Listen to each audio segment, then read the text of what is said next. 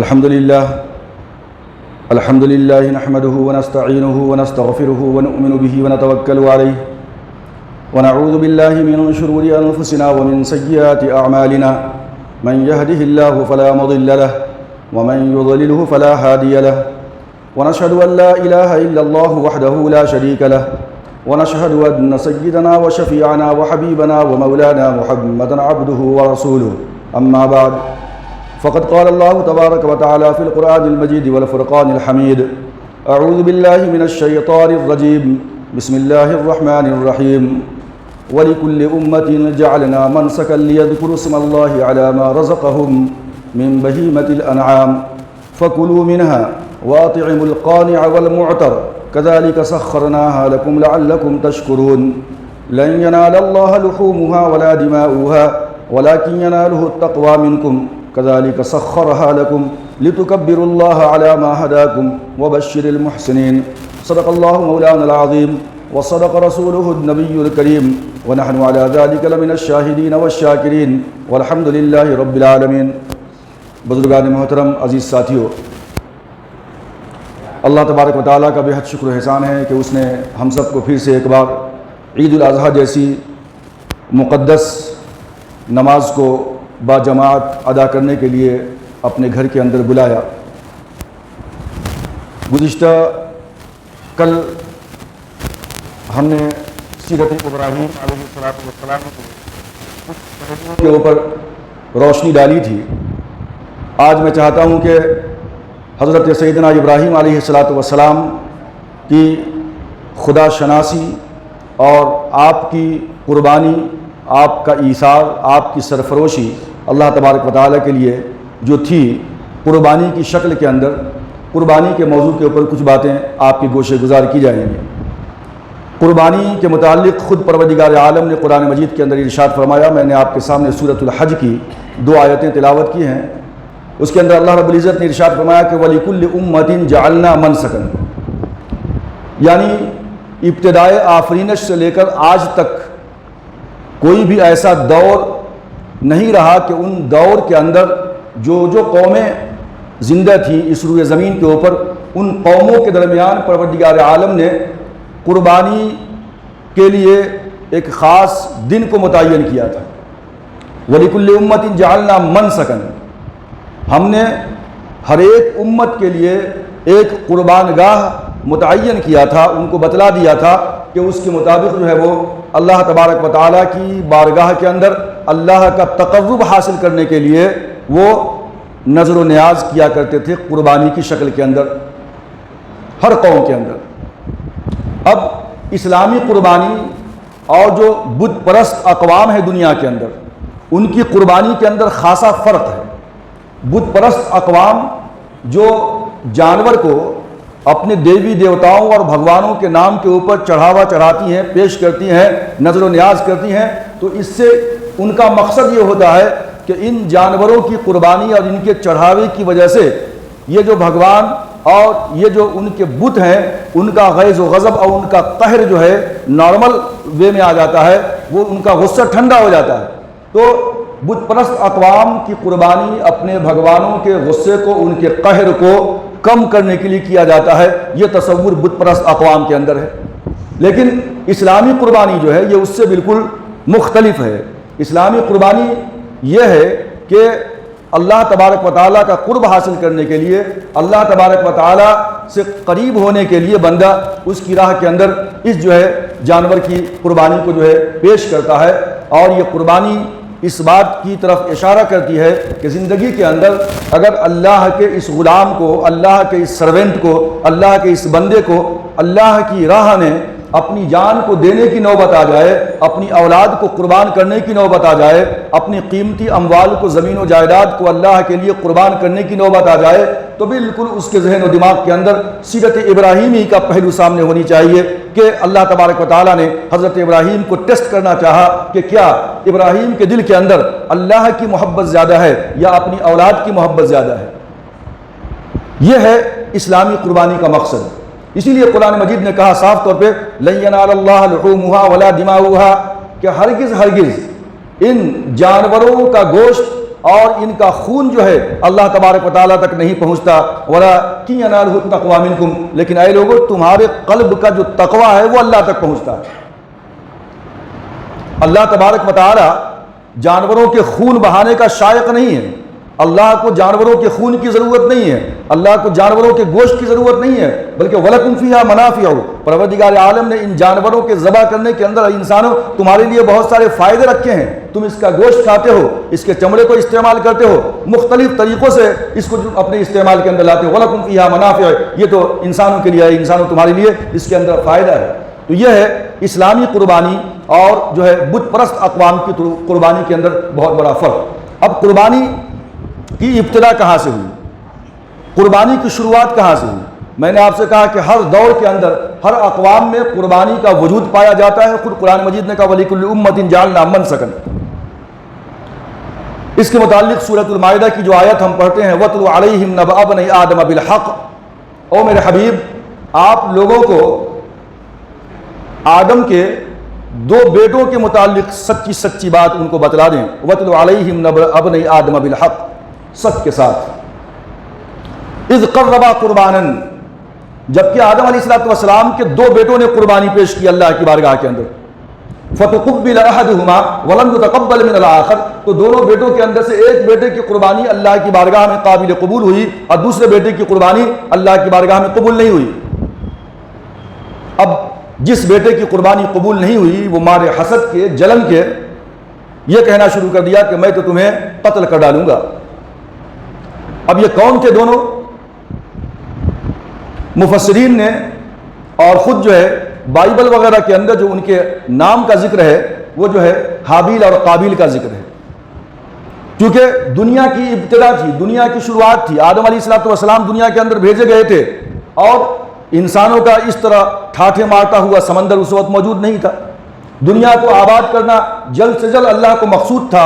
اسی لیے حضرت حوا علیہ السلام کو جو حمل ٹھہرتا تھا، جو وہ پریگننٹ ہوا کرتی تھی، تو ایک ساتھ جو ہے دو بچے کی ولادت ہوتی تھی، ایک لڑکے کی اور ایک لڑکی کی. سپوز کیجئے صبح میں لڑکے کی ولادت ہوئی تو اس کے جو ہے کچھ گھنٹوں کے بعد جو ہے یا پھر شام کے اندر لڑکی کی ولادت ہوتی تھی. اور ایک ہی دن جو لڑکا اور لڑکی پیدا ہوا یہ دونوں آپس کے اندر بھائی بہن تصور کیے جاتے تھے. ان دونوں کا نکاح الاؤڈ نہیں تھا اس وقت کی شریعت کے اندر بھی.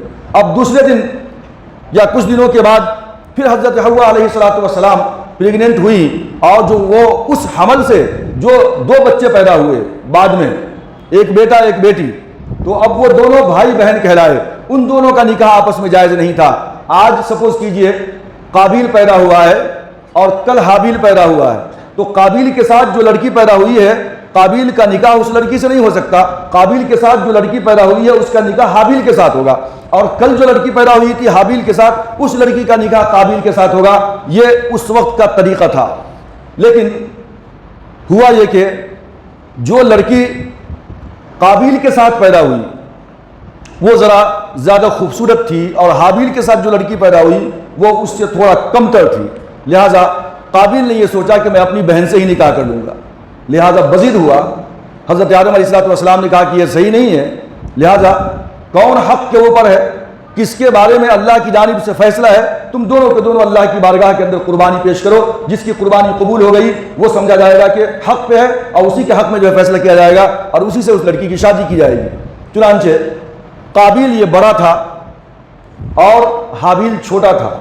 گرچہ کہ چھوٹا بھائی بڑے بھائی سے طاقت و قوت کے اندر بہت زیادہ تھا اور دونوں کے جو سورس آف انکم تھے وہ الگ الگ تھے. قابیل کھیتی باڑی کیا کرتا تھا اور جو حابیل تھا وہ شیفرڈ بکرے بکریاں اور بھیڑ جو ہے پالتا تھا. لہذا دونوں کے جو ہے یہ مختلف جو ہے سورس آف انکم تھے.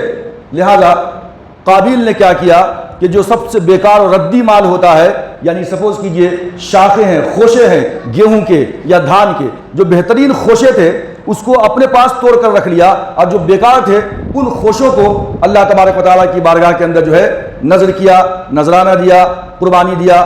اور پھر جو حابیل تھا اس کے پاس بکرے بکریاں اور بھیڑیں تھیں. اس نے کیا کیا کہ جو سب سے بہترین بھیڑ تھی اس کی، اس بہترین بھیڑ کو یا بکری کو ذبح کیا اس نے اور پھر اس کے گوشت کو لے جا کر پہاڑ پہ رکھ دیا۔ یہ اس وقت کا سسٹم اور طریقہ تھا قربانی کے قبولیت اور عدم قبولیت کا، کہ اگر جس شخص کی قربانی قبول ہوتی تو آسمان سے ایک آگ آتی اور اس قربانی کو جلا کر خاکستر کر دیتی۔ یہ اس بات کی علامت ہوتی تھی کہ اس شخص کی قربانی قبول ہو گئی۔ جس شخص کی قربانی قبول نہیں ہوئی مطلب اس آگ نے اس کو ٹچ تک نہیں کیا، چھوا تک نہیں۔ لہذا حابیل نے جو بکرا ذبح کر کے اللہ کی بارگاہ میں پیش کیا تھا اس کی قربانی قبول ہوئی، آگ آسمان سے آئی اور اس کو جلا کر خاکستر کر دیا۔ اب فیصلہ حابیل کے حق میں ہو گیا۔ قابیل بڑا بھائی تھا، یہ بزد تھا۔ قابیل نے جب یہ دیکھا کہ میری قربانی قبول نہیں ہوئی، میری رسوائی ہوئی، میری ذلت ہو گئی، تو اس نے کہا کہ میں تمہیں قتل کر دوں گا۔ قرآن مجید نے کہا وَاتْلُ عَلَيْهِمْ نَبَأَ ابْنَيْ آدَمَ بِالْحَقِّ إِذْ قَرَّبَا قُرْبَانًا فَتُقُبِّلَ مِنْ أَحَدِهِمَا وَلَمْ يُتَقَبَّلْ مِنَ الْآخَرِ قَالَ لَأَقْتُلَنَّكَ قَالَ إِنَّمَا يَتَقَبَّلُ اللَّهُ مِنَ الْمُتَّقِينَ۔ حسد کے اندر، جلن کے اندر اس نے کہا کہ میں تمہیں قتل کر دوں گا، ضرور بھی ضرور، لَأَقْتُلَنَّكَ۔ تو بھائی نے کہا، حابیل نے کہا کہ اللہ تبارک و تعالیٰ متقی اور پرہیزگار لوگوں کی قربانیوں کو قبول کرتا ہے۔ وہاں بھی قربانی کا مقصد تھا اللہ کا تقوی، دلوں کے اندر صفائی ہونی چاہیے، جذبہ ہونی چاہیے اظہار قربانی کا۔ ایسا نہیں ہے کہ ہم قربانی کر رہے ہیں اور اچھے مال کی قربانی کرنے سے گریز کرتے ہیں، بیکار مال کی قربانی کرتے ہیں۔ قربانی کرتے ہیں لیکن حرام مال کا استعمال کرتے ہیں۔ تو قرآن مجید نے وہاں بھی کہا تھا ابتداء آفرینش کے اندر، حضرت آدم علیہ السلام کی بیٹی کی قربانی کے اندر، انما یتقبل اللہ من المتقین، کہ اللہ تبارک و تعالی جو متقی اور پرہیزگار لوگ ہیں ان کی قربانی کو قبول کرتا ہے۔ یہاں سورہ حج کے اندر بھی اللہ تبارک و تعالیٰ نے فرمایا کہ لن ینال اللہ لحومها ولا دماؤها ولکن ینالہ التقوی منکم۔ اللہ تبارک و تعالیٰ تک تمہارے جانور کے قربانی کا، تمہاری کی ہوئی قربانی کا جو گوشت اور خون نہیں پہنچتا، لیکن تمہارے قلوب کا تقوی پہنچتا ہے کہ تم نے اس قربانی کو کس انداز سے کیا ہے، کہیں اس کے اندر حرام مال کا استعمال کیا تو نہیں ہے۔ اگر ایسا ہے تو صرف سوائے گوشت کھانے کے اور کچھ نہیں ہو سکتا، جیسے کہ روزے کے اندر کسی نے روزہ رکھا، جھوٹ بولا، چوری کیا، تمام کے تمام غلط کام کیے، پھر صبح سے شام تک بھوکا رہا، تو اللہ کے رسول نے فرمایا لم یدع قول الزور ولا عمل به فلیس للہ حاجۃ ان یدع طعامہ وشرابہ، کہ جس شخص نے صبح سے شام تک روزہ رکھا اور اس نے اپنے غلط کام کو نہیں چھوڑا، تو پھر سوائے صبح سے شام تک بھوکے اور پیاسے رہنے سے کچھ نہیں ہوگا، سوائے بھوکا اور پیاسا اس کا روزہ نہیں ہو سکا۔ اسی طرح جانوروں کی قربانی کے اندر اگر ہم نے غلط طریقے سے کسی کا مال ہڑپ کر کے قربانی کر دیا ہے تو پھر ظاہر سی بات ہے کہ یہ قربانی سوائے گوشت کھانے کے دوسرا اور کچھ بھی اس کا حال نہیں ہو سکتا۔ تو بہرکیف اب قابیل نے حابیل کو قتل کر ڈالا۔ رات کے اندر آنے میں دیر ہو گئی، اپنی بکریوں کو لے کر پہاڑوں پہ گیا تھا وہ۔ آدم علیہ السلام نے بڑے بھائی قابیل کو بھیجا کہ بھائی کو دیکھو کہاں گیا۔ اس نے چاقو لیا اور جا کر کے راستے میں آتے آتے اس کو قتل کر ڈالا۔ بعض مفسرین نے لکھا ہے کہ چاقو نہیں تھی بلکہ یہ چونکہ دنیا کا سب سے پہلا قتل تھا، قابیل کو یہ بھی نہیں معلوم تھا کہ آدمی کا قتل کس طرح کیا جاتا ہے، لہذا کبھی اپنے بھائی کو نیچے پٹک دیتا، کبھی اس کی آنکھوں کے اندر انگلی مارتا، کبھی اس کو تھپڑ رسید کرتا، کبھی اس کو پاؤں مارتا۔ اس کو پتہ ہی نہیں تھا کہ قتل کس طرح کیا جاتا ہے۔ قتل تو کرنا چاہ رہا تھا لیکن قتل کس طرح کیا جاتا ہے۔ تو آتا ہے کہ وہاں پہ شیطان ملعون حاضر ہوتا ہے اور اس نے ایک جانور کو پکڑ کے اس کے سر کو پتھر پہ رکھا اور دوسرے پتھر سے اس کے سر کے اوپر دے مارا۔ یہ بتلایا گویا کہ قابیل کو کہ اپنے بھائی کو ختم کرنا ہے تو اس طرح کی شکل اختیار کرو۔ چنانچہ قابیل نے اپنے بھائی کو کے سر کے اوپر پتھر سے کچل ڈالا اور وہاں ختم کر ڈالا۔ اب وہ شیطان حضرت حوا علیہ السلام کے پاس آیا اور کہنے لگا کہ آپ کے بڑے بیٹے قابیل نے حابیل کا قتل کر ڈالا ہے۔ حضرت حوا کہتی ہیں کہ قتل کسے کہتے ہیں؟ تو بولتے قتل کا مطلب یہ ہے کہ آدمی نہ چل سکتا ہے، نہ بول سکتا ہے، نہ کھا سکتا ہے، نہ پی سکتا ہے۔ تو بولے کہ اچھا تو اس کی موت ہو گئی؟ تو کہا بس وہی سمجھیے کہ آپ کے بیٹے کی موت ہو گئی ہے۔ آدم علیہ السلام نے جب حضرت حوا علیہ السلام کی چیخ و پکار کو سنا تو پوچھنے لگے کیا ہوا؟ وہ کچھ بتانے کے لیے تیار نہیں تھی۔ آدم علیہ السلام نے کہا کہ تم عورتوں کا حال ایسا ہی ہوتا ہے، خالی آئے وائے کرتی رہتی ہو، کچھ بولتی نہیں ہو۔ بعد میں چل کر کے آدم علیہ السلام کو پتہ چلا کہ معاملہ اس طرح کا ہے۔ اس کے بعد بہرکیف آگے اور تفصیل ہے کہ وہ اپنے بھائی کی لاش کو کس طرح چھپائے۔ اللہ تبارک و تعالیٰ نے کوے کو بھیجا، فبعث اللہ غرابا یبحث فی الارض لیریہ کیف یواری سوءۃ اخیہ قال یا ویلتى اعجزت ان اکون مثل هذا الغراب فاواری سوءۃ اخی فاصبح من النادمین۔ قرآن مجید نے کہا کہ اللہ تبارک و تعالیٰ نے 2 کووں کو بھیجا اور وہ کوے یا تو آپس میں لڑ کر کے ایک کوا مر گیا اور اس مارنے والے کوے نے زمین کریت کر کے اس کوے کو اس میں دفن کر دیا، مٹی ڈال دیا اس کے اوپر، یا پھر کوا نے زمین کھودنا شروع کیا اور اس طریقے سے یہ قابیل دیکھتا رہا اور اس کے بعد شرمندہ ہوا کہ جو ہے میں اس کوے سے بھی گیا گزرا ہوں کہ میں اپنی بھائی کی لاش کو زمین میں کس طرح دفن کروں، کس طرح چھپاؤں، مجھے پتہ نہیں چل سکا۔ چنانچہ اللہ تبارک و تعالیٰ نے اپنے بھائی کی لاش کو چھپانے کا جو ہے انتظام کوے کی شکل کے اندر جو ہے قابیل کے سامنے کیا۔ یہ دنیا کا پہلا قتل تھا۔ حدیث کے اندر ہے کہ قیامت تک آنے والی نسل انسانی کے لیے جتنے بھی قتل ہوں گے اس کا جو ہے ایک بہت بڑا حصہ وہ جو ہے قابیل کے نام اعمال کے اندر لکھا جائے گا۔ تو اس طریقے سے یہ سب سے پہلی قربانی تھی۔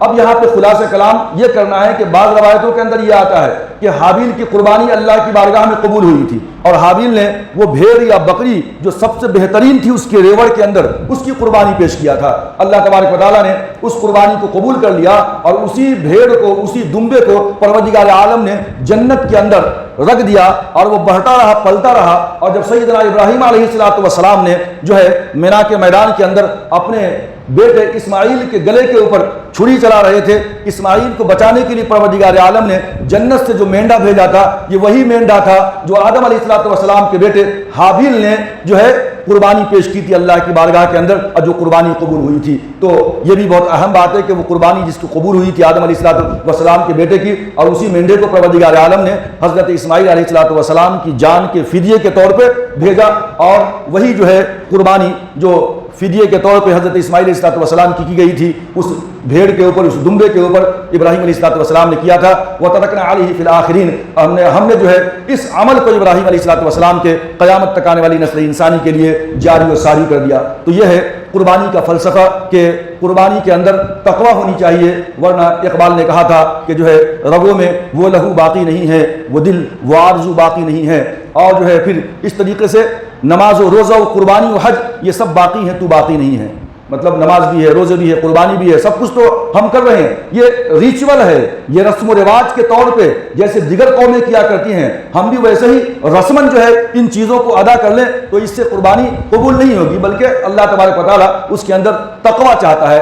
ایک عمل کا حصہ ہوتا ہے ظاہری عمل، ہم نماز پڑھ رہے ہیں، یہ ظاہری عمل ہے، بکرے کے گلے پہ چھری چلا رہے ہیں، یہ ظاہری عمل ہے، تو یہ بھی ضروری ہے۔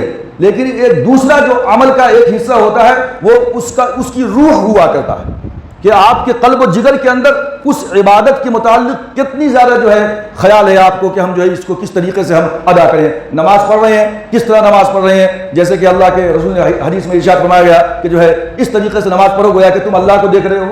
نماز کی کیفیت ایسی ہونی چاہیے، اگر ایسی نہیں ہے تو کم سے کم یہ تو تصور ہو کہ اللہ تمہیں دیکھ رہا ہے۔ اسی طرح قربانی کے معاملے کے اندر ایک ہے ظاہری قربانی، اور دوسرے ہے کہ آپ کے روح کے اندر اس قربانی کے متعلق کتنا جذبہ ہے اور آپ نے کتنے پاک مال کا استعمال کیا ہے اس قربانی کے اندر۔ تو یہ قربانی کے متعلق جو ہے یہ قربانی کی ابتدا، اور اس کے بعد جو آج تک قربانی چلتا ہوا آ رہا ہے ہمارے درمیان، اور قیامت تک انشاءاللہ تبارک و تعالیٰ جاری و ساری رہے گا۔ اب جو ہے بعض روشن خیال حضرات یہ کہتے ہیں کہ قربانی کے بدلے میں اگر جو ہے اتنا مال صدقہ کر دیا جائے تو یہ بھی کافی ہو جائے گا۔ یہ سراسر جو ہے بے وقوفی کی بات ہے، ایسی کوئی بات نہیں ہے، وہ کبھی بھی ایسا ہو ہی نہیں سکتا۔ لہٰذا جو عمل قربانی کا ہے، جو سنت ابراہیم ہے، وہ کرنا ہی پڑے گا۔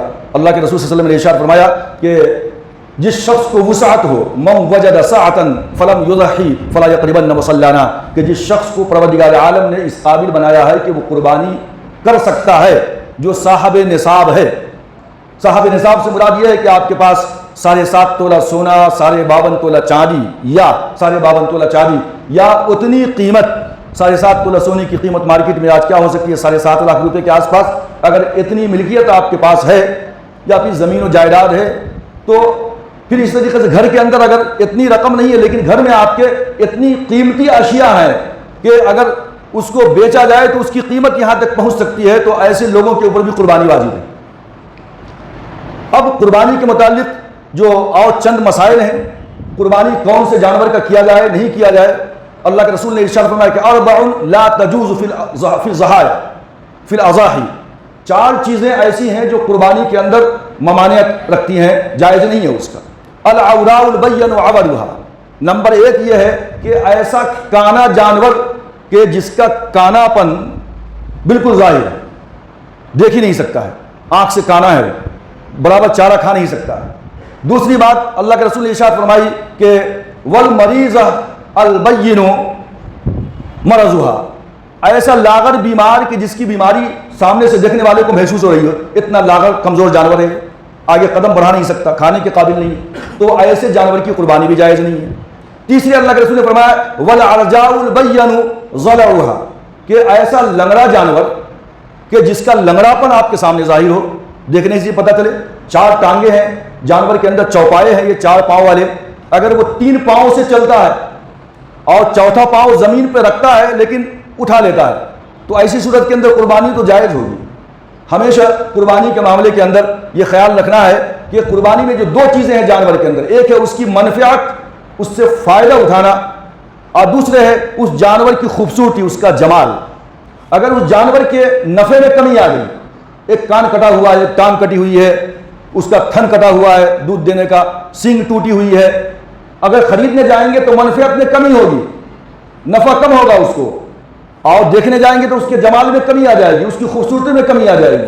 تو یہ جو 2 چیزیں ہیں جو مانع ہیں کہ جانور کا جمال متاثر نہ ہو، اس کی خوبصورتی متاثر نہ ہو، اور جانور کا کمال، اس کی منفعت، اس سے جو فائدہ حاصل کرنا ہے یہ متاثر نہ ہو، یہ 2 چیزیں اگر کسی جانور کے اندر پائی جائے تو اس جانور کی قربانی جائز نہیں ہوگی۔ تو ایک تو میں نے کہا تھا کہ بہت کمزور بیمار جانور ہو، دوسرے کانا ہو، اور تیسرے جو ہے لنگڑا ہو، اور چوتھے جو اللہ کے رسول نے ارشاد فرمایا کہ والکثیر التی لا تنقی، کہ ایسا کمزور جانور کہ جس کی ہڈیوں کے اندر گودا تک موجود نہ ہو، ایسے کمزور جانور کی قربانی بھی جائز نہیں ہے۔ اور ایک اصول ذہن میں رکھیں کہ ہر وہ جانور کہ جس کا کوئی بھی پارٹس، کوئی بھی عضو، کوئی بھی حصہ اگر کٹا ہوا ہے، تو اگر دیکھیں گے 1/3 کٹا ہوا ہے، 1/3، تو اس کی قربانی جائز ہوگی۔ 1/3 سے زیادہ کٹ گیا ہے تو ایسے جانور کی قربانی جائز نہیں ہوگی۔ کسی شخص نے جانور خریدا اور اس کے بعد ابھی قربانی کیا نہیں، انتقال ہو گیا اس کا، اب جو اس نے جانور قربانی کے لیے خریدا تھا تو اس جانور کا کیا ہوگا؟ تو اس کے لیے ذہن میں رکھیں کہ مرنے کے بعد وہ جو قربانی کا جانور اس نے خریدا تھا، وہ اب جتنے بھی وارثین ہیں، لیگل ہائرز، ان کے درمیان وہ ترکے کے طور پہ آ گیا ہو، اس کا چھوڑا ہوا مال ترکہ بن جائے گا۔ اب 2 صورتیں ہو سکتی ہیں، یا تو یہ کہ جتنے بھی وارثین ہیں بالغ، ان تمام کی مرضی سے اس جانور کو مرحوم کے نام پہ قربانی کر دی جائے اور اس کا ثواب ان کو پہنچ جائے گا۔ دوسرے یہ ہے کہ اس جانور سے جو فائدہ حاصل ہو سکتا ہے وہ پورے کے پورے وارثین مل کر کے اس سے فائدہ حاصل کر لیں۔ اور ایک مسئلہ ہوتا ہے کہ اونٹ کے اندر، گائے کے اندر آپ جانتے ہیں کہ 7 حصے ہے، پارا ہے، بیل ہے، بھینس ہے، ان کے اندر جو ہے 7 حصے ہو سکتے ہیں۔ اگر بہت مرتبہ لوگوں کو یہ خیال ہوتا ہے کہ 6 آدمی نے قربانی کی نیت سے جو ہے اس جانور کو خریدا ہے، 7واں آدمی وہ ہے جو عقیقے کی نیت کر کے اس میں حصہ میں شریک ہوا ہے، تو بہت سارے لوگوں کو غلط فہمی ہوتی ہے کہ عقیقے کی نیت سے اگر اس میں شامل ہو گئے تو قربانی ہوگی یا نہیں ہوگی، لہٰذا یہ بات ذہن میں کہ قربانی ہو جائے گی۔ جس کی نیت قربانی کی ہے اس کی واجب قربانی ادا ہوگی، جس کی نیت جو ہے عقیقہ کرنے کی ہے اپنے بچے کے لیے تو اس کی قربانی جو ہے عقیقے کے طور پہ ہو جائے گی۔ اور عقیقے کا مطلب یہ ہے کہ اگر لڑکا ہے تو 2 حصہ لینا پڑے گا، 7 میں سے لڑکی ہے تو 1 حصہ لینا پڑے گا۔ ایک اور مسئلہ یہ ہے کہ اگر جو ہے جانور بھاگ گیا، مالدار آدمی ہے تو اس کے لیے ضروری ہے کہ دوسرا جانور خرید کر کے وہ قربانی کرے۔ دوسرا مسئلہ یہ ہے کہ جانور بھاگ گیا تھا اور آدمی نے ایک اور جانور خرید لیا، اب یہ جانور خریدنے کے بعد دوسرا جانور بھی مل گیا، پہلے والا پرانا، اب کیا کرے؟ 2 جانور ہو گئے اس کے پاس، تو ایسی صورت کے اندر اس کو اختیار ہے کہ دونوں میں سے کسی ایک کو جو ہے وہ ذبح کر لے اور ایک کو جو ہے برقرار رکھے، بیچ دے، کچھ بھی کرے، ایک کرنا جو ہے اس کے لیے ضروری قرار دیا جائے گا۔ اسی طریقے سے آپ یہ سمجھے کہ اگر کوئی جانور ایسا ہے کہ اس کو سینگ جو ہے جڑ سے نہیں ہے، اس کی قربانی جائز نہیں ہوگی۔ سینگ تھوڑی سی ٹوٹ گئی ہے تو اس کی قربانی جائز ہوگی۔ بعض مرتبہ پیدائشی طور پہ سینگ نہیں رہتی جانور کو، ایسی صورت کے اندر بھی اس کی قربانی جائز ہوگی۔ پیدائشی طور پہ سینگ نہیں ہے تو اس کی قربانی جائز ہوگی۔ اگر کان ہی نہیں ہے تو یہ بہت بڑا نقص پیدا ہو جائے گا، اس کی قربانی جائز نہیں ہوگی۔ جانور بوڑھا ہے بہت زیادہ، دانت اس کے جو ہے تقریباً جا چکے ہیں، تو ایسی صورت کے اندر اگر وہ کھانے کے قابل ہے چارہ تو ایسے جو ہے جانور کی قربانی بھی جو ہے جائز ہوگی۔ تو اس کے اندر یہی مسئلہ ذہن میں رکھیں کہ جو ہے جلب منفعت، فائدہ اٹھانا، اور جو اس کا جمال ہے جانور کا وہ اگر متاثر نہیں ہوتا ہے تو قربانی جائز ہوگی۔ یا پھر جو ہے جو پارٹس بھی اس کا ضائع ہوا ہے، عیب ہے، وہ عیب کس طرح کا ہے؟ اگر وہ عیب 1/3 سے زیادہ ہے تو اس کی قربانی جائز نہیں ہوگی، اس سے کم ہے تو قربانی جائز ہوگی۔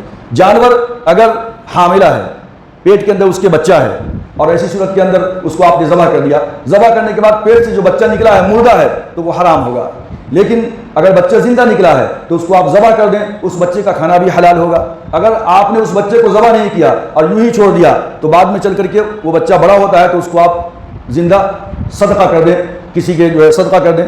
اگر کسی نے اس بچے کو پال لیا اور یہ سوچا کہ آئندہ سال قربانی میں اسی کو جو ہم ذبح کریں گے اور اپنی قربانی ادا کریں گے، تو ایسی صورت کے اندر قربانی جائز نہیں ہوگی، بلکہ اس کا صدقہ کرنا آپ کے لیے لازم ہوگا۔ قربانی کے معاملے کے اندر آپ اپنے عزیز و اقارب کے لیے، اپنے رشتہ داروں کے لیے بھی جو ہے آپ قربانی ان کے نام کے اوپر دے سکتے ہیں۔ اس میں بہتر یہ ہوگا کہ مرحوم کے نام سے جو قربانی دیں، زیادہ سے زیادہ بہتر یہ ہے کہ اس کو صدقہ کر دیا جائے، لیکن اگر کوئی ضرورت مند ہے تو استعمال بھی خود بھی کر سکتا ہے۔